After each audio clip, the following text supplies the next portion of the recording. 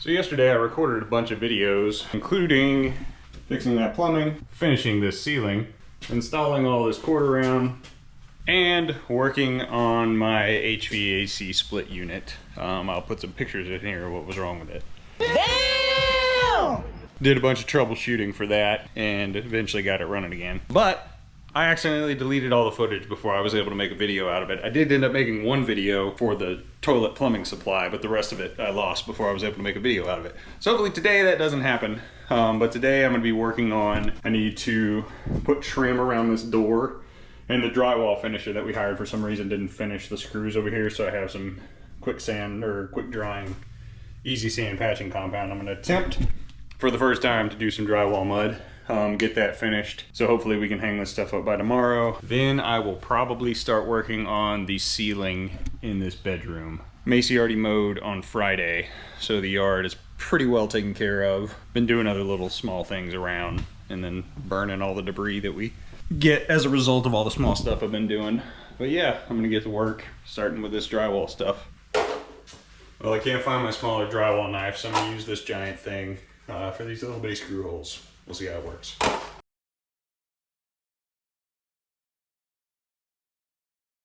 Found a 5-in-1. I'll use that. Not necessarily for drywall, but these are, like I said, really small screw holes.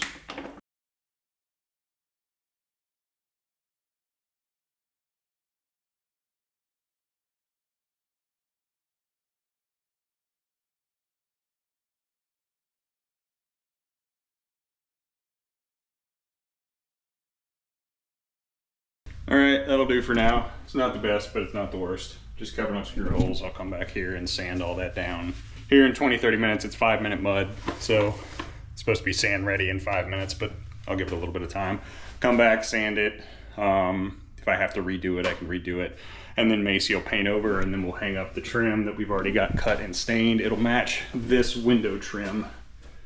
It'll look exactly like this. So it's the same material here. And then we're not gonna use this because we won't need the interior. The interior is already like that. We might stain that board. I don't know, that'll be up to Macy. She's the aesthetic decider. But definitely gonna put the trim around it like that over there. Well, I'm letting that dry up a little bit more. It's supposed to be quick mud, but I'm gonna let it dry up more anyway. I need to install the electrical outlet that's gonna go inside of this right here. So I'm gonna have to cut through this. Very nervous about doing this. Got all my tools set up here. When we installed the wall and ran the electrical, we didn't know exactly where or what it was gonna look like for the cabinets and coming out of the wall. So I just did a 90 EMT elbow coming out of the wall.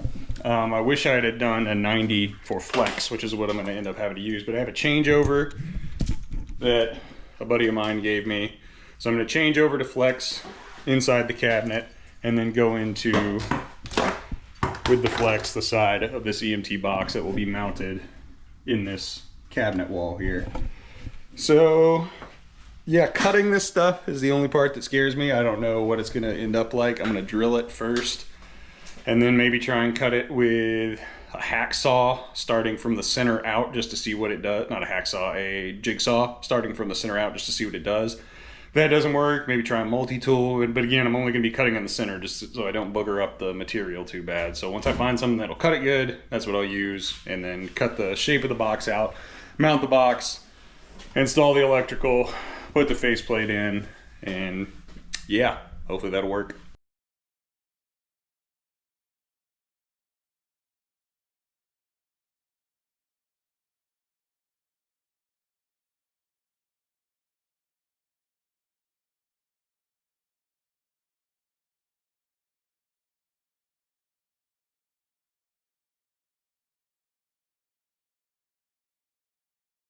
So just to kind of explain what I'm doing here, I put the changeover, so I had to cut a small piece of EMT to put into the 90 that comes out of the wall. And then, so I had to put a small piece of EMT in between the 90 that comes out of the wall and the changeover. So this changeover goes from EMT connection to flex connection. So it's a 90 degree for 3/4 inch EMT to 3/4 inch EMT to 3/4 inch, or it might be 1/2 inch flex, I'm not sure. And then what I was doing, I was putting tape in here so I don't have to mark on the wall. So I'm finding center on the cabinet, finding center out here, and I'm just going to drill with a drill bit through the very center of where the box is going to be so I can start trying some different cutting approaches. And then I'll mark out where the actual box needs to go and try to cut it out of the cabinet.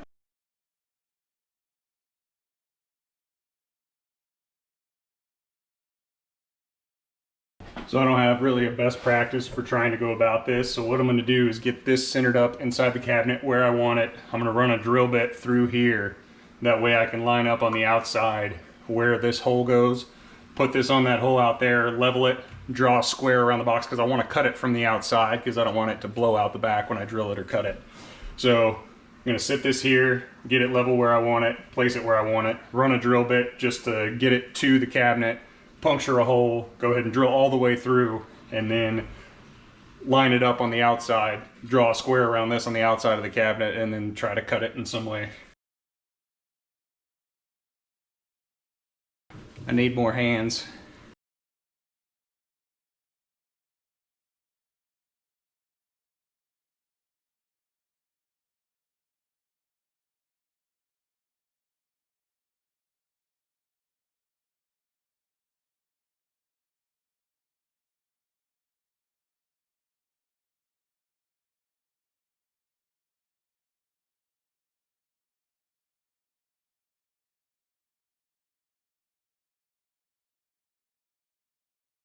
Let's see what a plunge cut looks like with the multi-tool.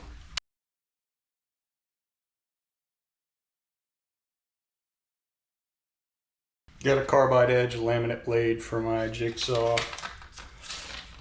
See how that does on it.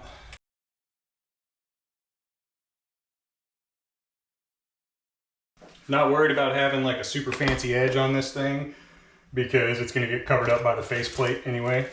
I don't know what this stuff's made out of, but I do know I'm about to start sneezing if I don't put a mask on. Had to clean the mask off because I'm pretty sure the inside of this thing was dirtier than the air would have been.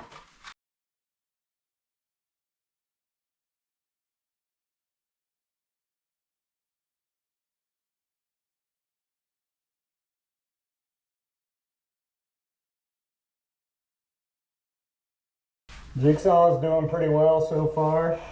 No complaints.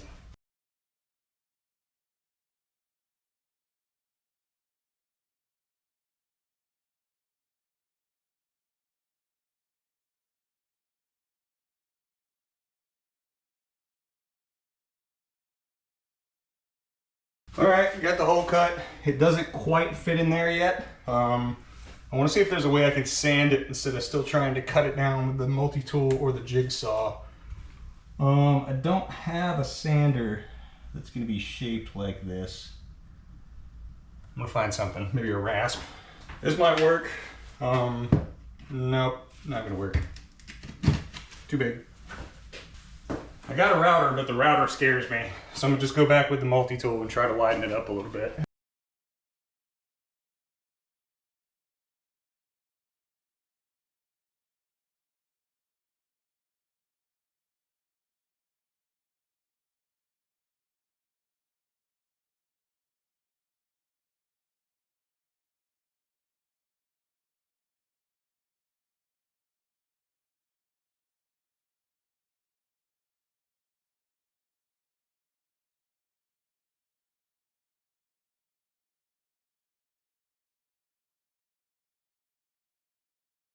Just got the box installed. Just used 1-inch screws into the wood on all 4 sides. This box, this EMT box, has got the built-in knobs for the outlet to go directly to there, so I don't have to put a, I don't know what you call the plates that go on regular EMT boxes, but this can just take a regular receptacle and a faceplate. Back here, I will turn the flex, come right through the center here of this knockout, and then pull the wires through and wire the outlets. Time to pull the tape off and see what the damage is. See if I gotta get a jumbo plate to make up for any errors I made. So far we're looking good. This outside part was the most important, and this will cover the entire part of that. So we're looking good so far. We blew out the backside here just a smidge on the bottom, but I can get some wood glue and glue that back on, and honestly we're gonna have so much stuff in here that it's not really gonna matter.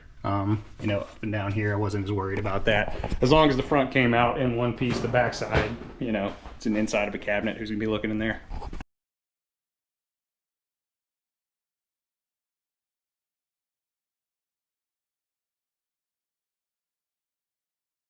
Now for arguably the most difficult part, I got to feed these wires through here, and then I got to route it to this outlet. So I have to figure out how much of this roundabout I need, and if I'm going to be able to bend it. I really hope I'm going to be able to bend it. So what this does, because I needed some sort of conduit in here in this cabinet, because it's exposed wiring, or it would have been exposed wiring, what this electromagnetic tubing and this flex does is it allows me to ground all of the exposed metal surfaces. Because if I were to have run like liquid tight, a non-metallic tube between that metal 90, that EMT 90 in the wall, and the metal box here, then there would have been no way for me to ground that metal 90 in the wall. I would have only been able to ground the box. So because all of this is going to be electrically connected all the way through to the box, it'll all be grounded together. And that, you know, I could go into what grounding means. It's essentially a safety protection for people. So if a hot wire were to touch any of this, it would immediately have a path back to the panel on the ground wire, and it would trip the breaker. And that way, if somebody came and touched it, they wouldn't be the path back to ground, you know, through their body, through the ground. All right, I cut the tube down to size, shaped it up a little bit so it's not so sharp. All right, that's got all that connected. So this connection is grounded to the box through the snap ring, or I don't know what you call it, the ring on the other side. It connects it via clamp screw to the flex. The changeover connects the flex via the clamp screw. The set screw connects the EMT in between these two connections. And then the set screw on the 90 connects the EMT between these two connections back. So all of this will be grounded when I ground the outlet at the box. And this is what I was talking about, this little spinny nut thing that I don't know what it's called.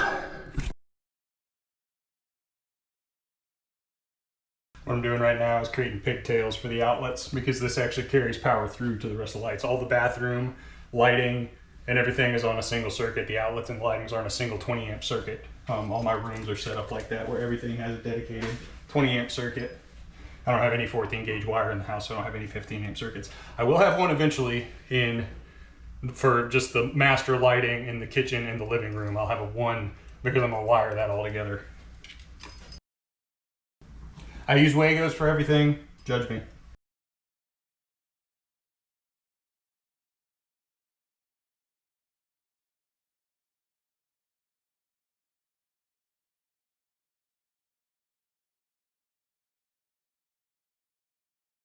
These are all 20 amp tamper resistant receptacles, because it's a 20 amp circuit and tamper resistant is required. It's protected by a GFCI AFCI breaker, so I don't have to have GFCI anywhere in the bathroom, because it's already, the whole circuit is protected by that.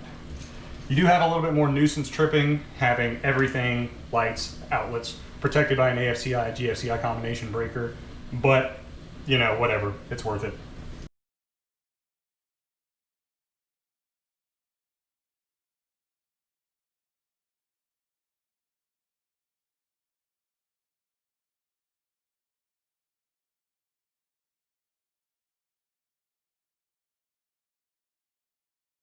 All right, now we're gonna grab our handy dandy clamp meter, and we're gonna test everything out to make sure, one, that the voltage to the light and everything, or to the outlet, is good.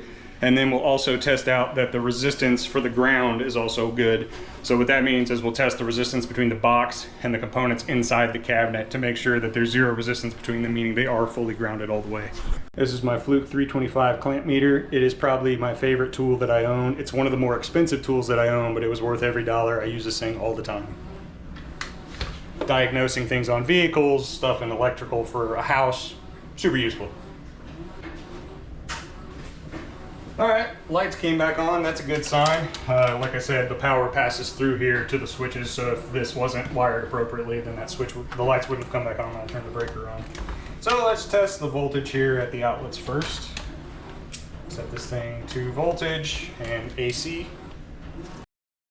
See, we got good voltage. I don't know if you can read that on there. It's 120.3. And now we will check the resistance. So if you ever hear anybody say ohm it out, ohms are the measurement of electrical resistance.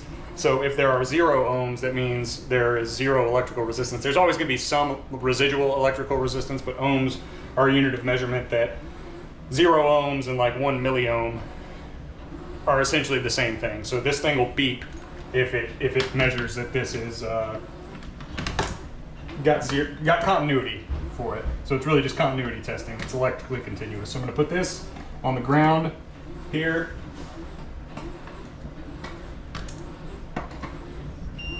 And I'm touching the box in the panel. Now I'm touching the flex cable back here. Now I'm going to get back here and I'm going to touch the 90 coming out of the wall. And you hear that beep? That means I have good continuity between everything that's grounded. So the ground wire is continuous back through all the metal. That means if I had a hot wire slip somehow and it were to come in contact with any metal, it would automatically trip the breaker and it would not give somebody the opportunity to come touch it and be shocked. Now to do a little bit of time-lapse cleanup.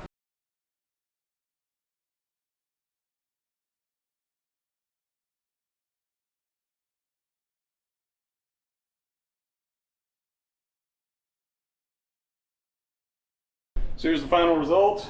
There's the outlet, fully functional.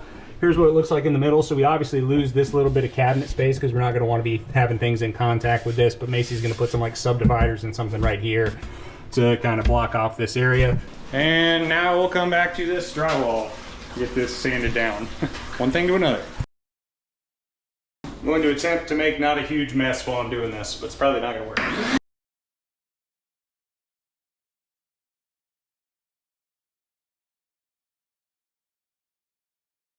All right, that's gonna have to be good enough. My family's coming over here in a little bit, my mom and dad, and Macy is cooking us dinner, so I'm gonna go ahead and do the painting where I just sanded that so it can go ahead and be drying so we can put the trim up. Probably not tonight, but maybe tomorrow night. Sherwin-Williams Emerald Designer Edition interior latex in studio beige. I'm not going to open this on this counter.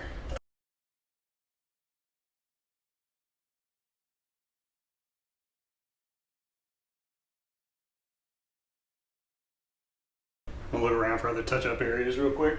So over here I beat the crap out of the walls yesterday when I was hanging up these boards, but you didn't see that because I accidentally deleted the footage, so I'm going to touch up some of those areas.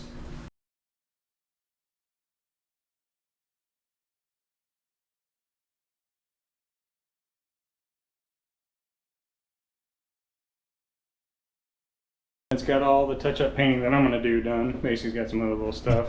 But that's got that drywall painted. I'm going to put another coat on there. Kind of wondering why that's showing through, but we'll see if we can figure that out later. My parents just got here. Going to go visit with them for a little bit, and then we'll probably get some other stuff done.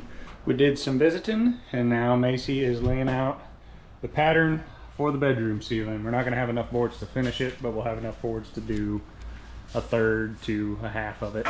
So we'll get started on that here in a minute. Macy has laid out the pattern. The boards are being transposed over there so that we can work in this area. She likes to lay it out right below. That way she can visualize exactly what it's going to look like on the ceiling. Worked really well for the bathroom to do this. So moving them over there, and then we'll start hanging them up right here.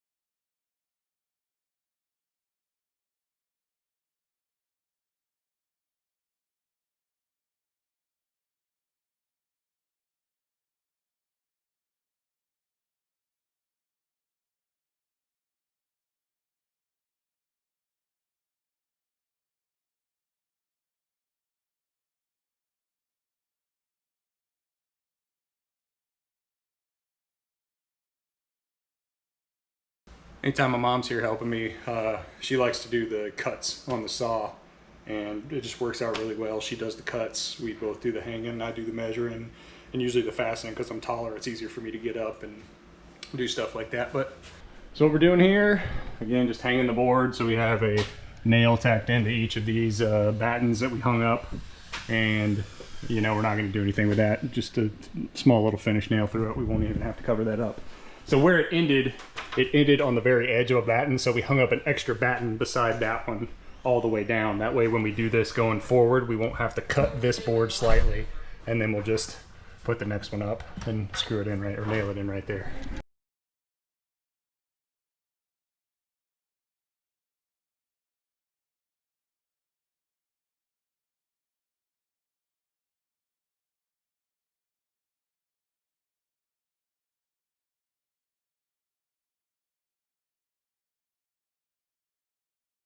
This episode brought to you by Aldi Spicy Water.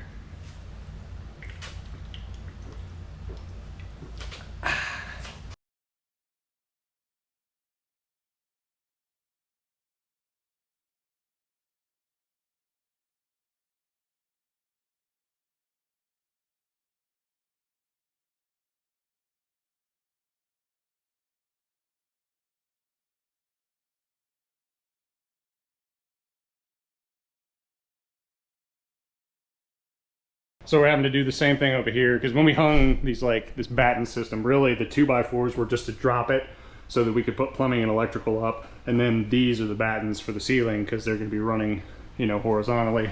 So we didn't know exactly where the boards were going to land, so we're putting up additional batten here as well. That way, you know, we're doing a pattern, so it's a long board, short board, long board in the center, 2 short boards on the side, then a long board, short board over here. And now the way we have it set up, we won't have to add any more battens or wonder where they're going to land.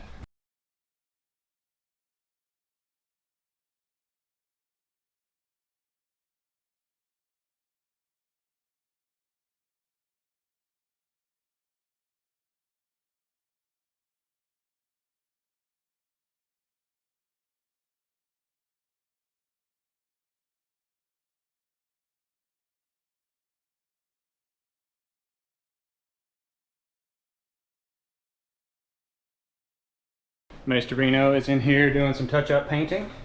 It's a family affair. Very small touch-ups that she is more akin to than I. She's going to use a very small paintbrush like that and touch up around the quarter round that I screwed up a little bit. But she's going to make it look all pretty again.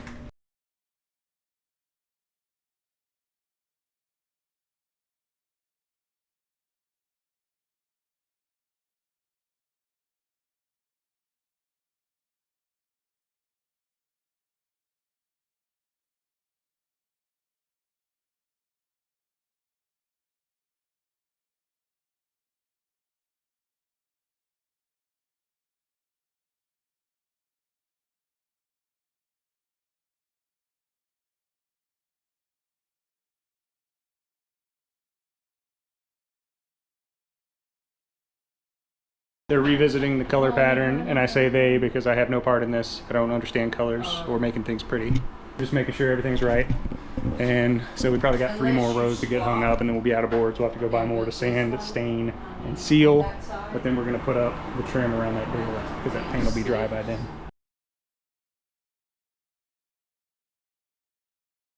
All right, so we have to stop here because Macy doesn't have the colors that she wants for the rest of it, so that pattern is not going to be used. We have to go get more board and stain them before we can develop the rest of the pattern. But we got about 6 rows in. Looking good so far. There's a ton of sealing to be done in here. We're doing this all over the rest of the house too, so this is going to take forever. But now we're going to move back into the bathroom here. All this paint is dry. And we are going to install the trim on the inside of this door frame. Let's get to it.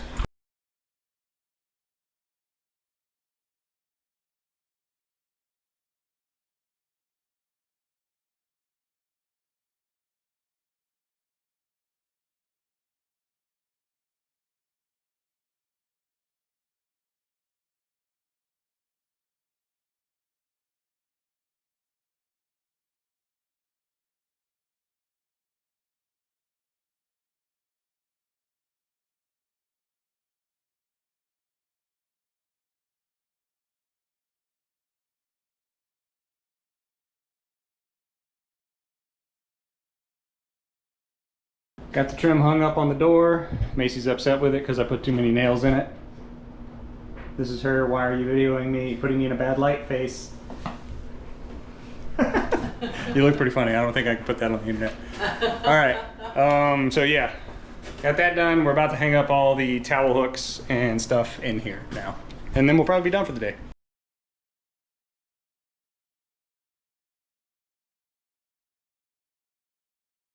Nope, little one. That is a yellow level. I will concede that that is a yellow level. It's not the yellow level I was looking for. The very small, the 6 there now. We need to start specifying big and little. Yeah, can you bring me a big amount, a regular level?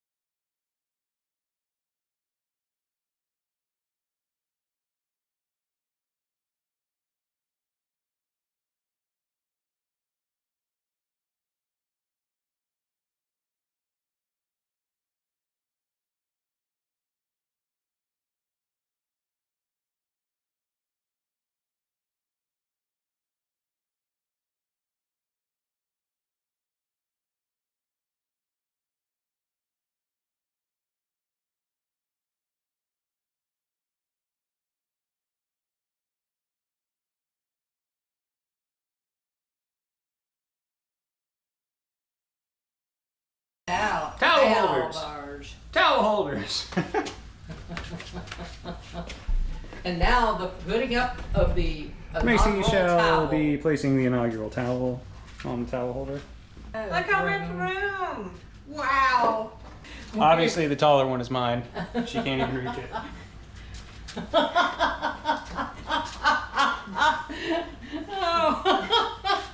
There's the new towel holders. And we have towel hooks to put outside the shower, and we have a toilet paper roll holder to put somewhere over here too. So, but we're gonna wait until we actually get the floors and the new toilet installed before we put the toilet paper holder. So.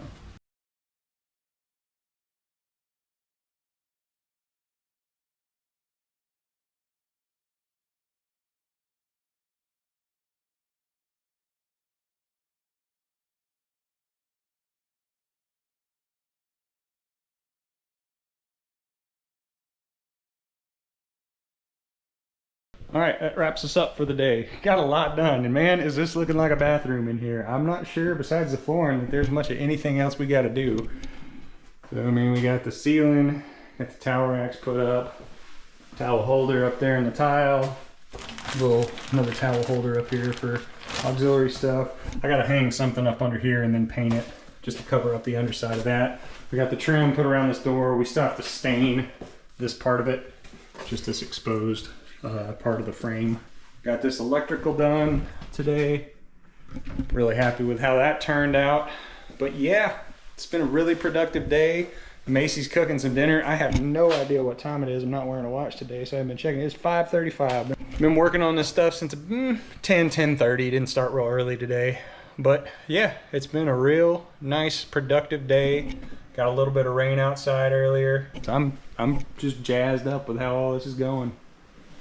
So, kudos to Macy for all the aesthetic choices. See you next time.